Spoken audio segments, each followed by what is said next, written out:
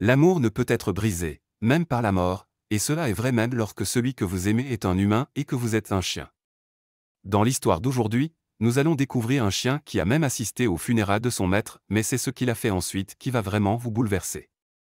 Quand ce chien fidèle a perdu son meilleur ami, il était dévasté. Son maître, Mummy Ilan, comptait énormément pour lui. Quand l'homme partait travailler ou quittait la maison, son chien le regrettait aussitôt. Mummy avait perdu sa femme, et ses enfants étaient adultes et avaient leur propre vie. Même s'il venait le voir souvent, il voulait quelqu'un à ses côtés pour aller se promener, regarder la télévision et simplement partager sa vie. C'est alors qu'il décida d'adopter un chiot. Il appela le petit chien noir et brun Césaire, et il devint inséparable. Ils allaient partout ensemble. Mummy n'était jamais seul, car Césaire était toujours avec lui. Il jouait à la balle dans les grands espaces en dehors de la ville, faisait de longues promenades à la campagne, et même lorsque Mummy allait faire des courses, tous les commerçants savaient que Césaire serait là aussi. Puis Mummy devint paralysé, et cette amitié devint encore plus précieuse. Les longues promenades étaient terminées, mais Mummy savait qu'il devait continuer à s'occuper de Césaire. Il se forçait à se lever du lit et à affronter la journée, peu importe comment il se sentait. C'était comme si le petit chien l'avait sauvé, sinon, il serait tombé dans une profonde dépression. Et puis, il pouvait encore faire plein de choses amusantes. Mummy lançait la balle au loin, et Césaire allait la chercher. Le regarder bondir dans l'herbe donnait à Mummy l'impression d'avoir retrouvé l'usage de ses jambes. Mais Mummy vieillissait, et un jour, il tomba gravement malade. D'abord, il ne voulait pas quitter Césaire, mais son fils Ali réussit à le convaincre d'aller voir un médecin. La famille promit de s'occuper du chien aussi longtemps que nécessaire, et finalement, Mummy accepta de se faire soigner. Les larmes aux yeux, le vieil homme demanda qu'on lui amène Césaire pour qu'il puisse le serrer dans ses bras.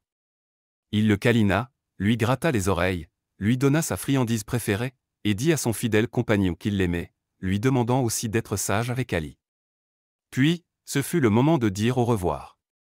Il reposa le chien par terre, et avec un dernier regard, il partit. Il fut admis à l'hôpital et y resta plusieurs jours, mais son état ne cessait de s'aggraver. Plus il tombait malade, plus Césaire refusait de manger chez Ali et sa famille. Ils essayèrent tout pour l'encourager, mais il voulait juste être seul. C'était comme si le petit chien savait que son maître n'allait pas bien.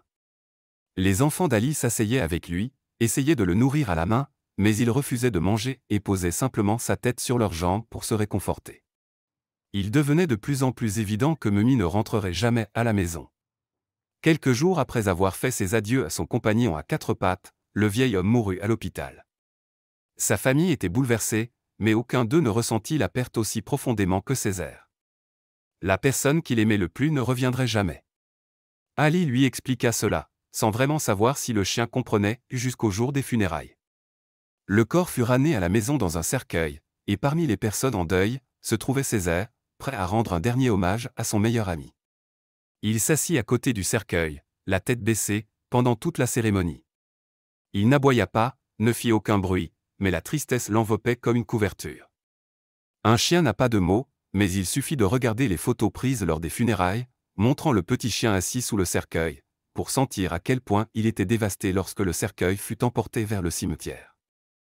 Le petit chien marchait avec eux, les suivant de près.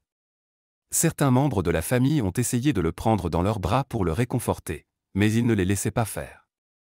Il s'éloignait. Toute son attention était fixée sur le cercueil. Ce n'est qu'après qu'il ait été recouvert de terre, et que son ami ait été placé dans sa dernière demeure, que Césaire a permis à la famille de le prendre dans leurs bras. Ali avait promis de s'occuper du chien aussi longtemps que nécessaire, et maintenant il vivrait définitivement avec la famille. Il aurait tout ce dont il avait besoin, mais cela ne voulait pas dire qu'il ne pleurerait pas encore son maître. Ali et sa famille donnaient beaucoup d'amour et d'attention à Césaire, mais la vie devait continuer. Les enfants sont retournés à l'école, les parents devaient travailler, et certains jours, Césaire restait seul le matin. C'est un très bon chien, obéissant et bien éduqué, mais certains matins, quand Ali allait voir Césaire, le chien était introuvable. Ils ne savaient pas où le chien allait pendant ces moments, mais ils se sont rendus compte qu'il s'éclipsait chaque matin, dès que tout le monde partait, pour partir à sa propre petite aventure. Mais l'après-midi, quand certains membres de la famille rentraient, Césaire était là, les attendant. Où allait-il chaque jour? Lors de son jour de repos, Ali décida de le suivre. Tout le monde était parti, et par un petit trou dans la clôture, que la famille ne connaissait même pas, Césaire est lui aussi sorti discrètement. C'était étrange. En toutes les années qu'Ali avait connu Césaire, il ne s'était jamais comporté ainsi. Mais voilà qu'il partait en promenade lente, comme en mission secrète, dont lui seul connaissait la destination. Ali le suivit de près. Césaire marchait avec assurance, il avait clairement une destination en tête. Ils ont traversé toute la ville. Ali n'en revenait pas que le chien marche tout ce chemin. Ils sont passés devant l'ancienne maison de Césaire. Était-ce là où il voulait aller? Mais non, il s'est arrêté un instant, a regardé la maison, puis a repris sa route.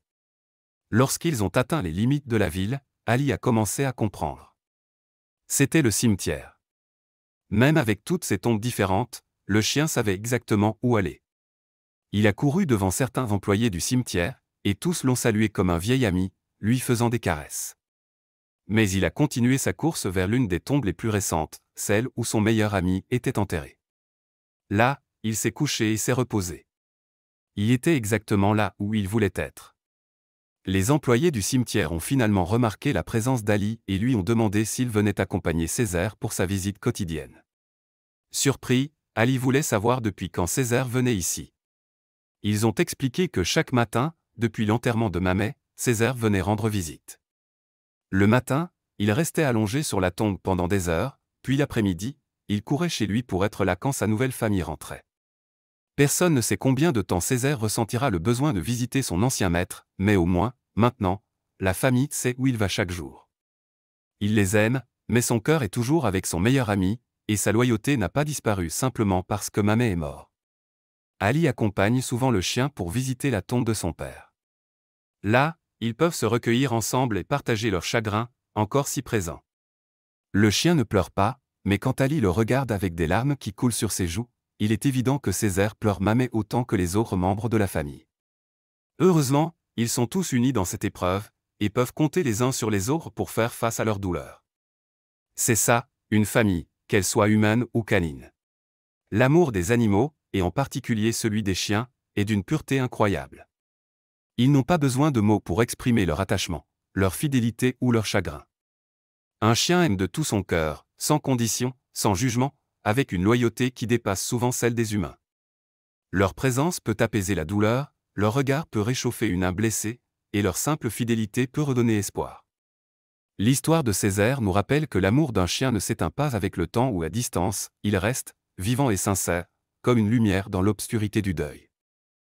Pensez-vous qu'un chien comprend quand quelqu'un est malade ou mourant? Les animaux font-ils leur deuil lorsque leurs maîtres disparaissent? Faites-nous part de vos réflexions dans les commentaires ci-dessous. Merci de nous avoir rejoints pour cette vidéo. Rejoignez-nous à nouveau pour d'autres histoires touchantes.